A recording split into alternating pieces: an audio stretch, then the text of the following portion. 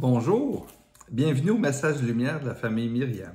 Nous sommes très heureux de vous retrouver aujourd'hui et de partager avec vous la parole de Dieu que nous avons approfondie au cours du mois. Mais tout d'abord, on aimerait vous chanter un couplet et le refrain d'un petit chant de la famille Myriam. C'est pas des professionnels qui vont chanter, là. Elle est large la route qui ne mène à rien, et bien des gens l'empruntent. Au contraire, c'est un petit chemin étroit qui mène vers le Père. Je t'en prie, choisis la vie. Je t'en prie, choisis la vie. Choisis la vie, je t'en prie, la vie de mon esprit, car je t'ai fait pour vivre. Si tu veux, prends le chemin qui fera de toi un saint. Il est étroit mais bien droit, le chemin de la joie. Aujourd'hui, dans l'évangile de Luc, Jésus dit: efforcez-vous d'entrer par la porte étroite. Saint Matthieu dit la même chose dans son évangile au chapitre 7. Entrez par la porte étroite. Mais il ajoute: large est le chemin qui mène à la perdition, et beaucoup s'y engagent. Mais étroit est la porte, et resserré est le chemin qui mène à la vie. Et ceux qui le trouvent sont bien peu. Dans la vie, nous avons le choix entre deux routes. C'est ce qui nous est présenté ici. La route de la facilité ou de l'égoïsme, que certains appellent la route « tout le monde le fait », et la route étroite qui conduit à la vie. La route étroite est bien sûr celle où nous nous efforçons d'aider notre prochain, dans le besoin, de ne pas juger les autres, de pardonner sans limite, et bien d'autres choses encore. Mais la route étroite, c'est aussi la route qui conduit à respecter la vie.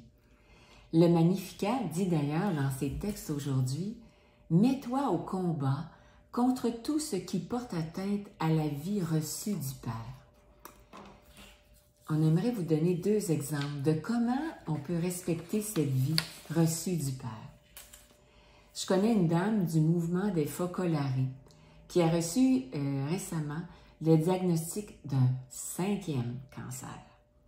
Quand elle a appris la nouvelle, elle a fait comme Chiara Luce Badano, c'est cette jeune Italienne qui a été béatifiée en 1990.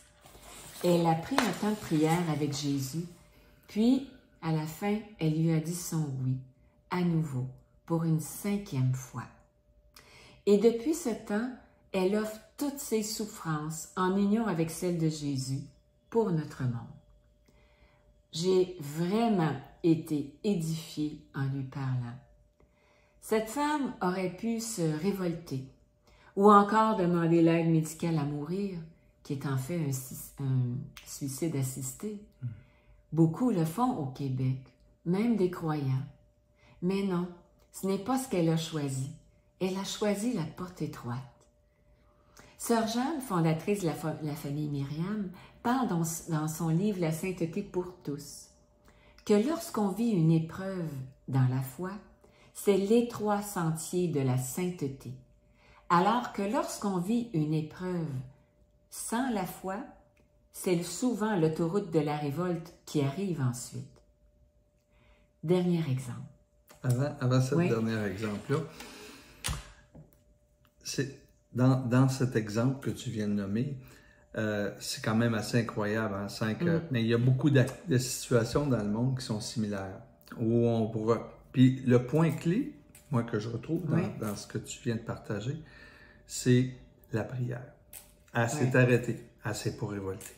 Elle est partie en premier voir son Seigneur et son Dieu. Elle lui a dit: Seigneur, je vis une épreuve. Qu'est-ce que tu attends de moi dans ça? Hein? Oui, c'est beau. Oui. C'est vraiment ça qui a été sa partance dans cette épreuve-là. Puis c'est vrai que c'est beau, un temps de prière. Dernier exemple. Alors, j'ai Plus proche de nous. Plus proche de nous. J'ai eu notre dernier enfant à l'âge de 35 ans.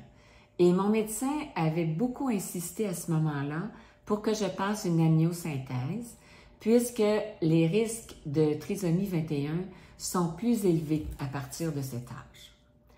L'amniosynthèse, pour ceux qui ne le savent pas, c'est une ponction dans l'utérus du liquide amniotique. Et ce test comporte un risque de décès du fœtus d'environ 1 cas sur 300. Ça l'arrive aussi à la famille Myriam, hein, que le téléphone sonne. On le prend ou on continue? Non, on continue. C'est bon. Alors, je disais que ce test comporte un risque donc de décès du fœtus d'environ 1 cas sur 300. On ne voulait pas ça, hein, tu te souviens? Puis, on voulait encore moins interrompre la grossesse ou avorter si le test revenait positif. On voulait accueillir l'enfant qui allait naître comme il était, trisomique ou non.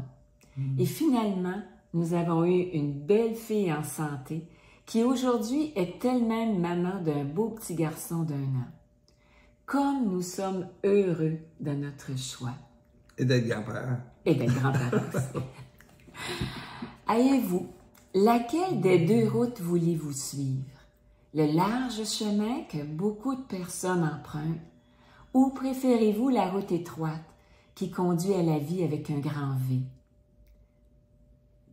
Choisis la vie, je t'en prie, la vie de mon esprit, car je t'ai fait pour vivre. Si tu veux, prends le chemin qui fera de toi un saint. Il est étroit mais bien droit, le chemin de la joie. Au revoir. Et à la prochaine. Jésus.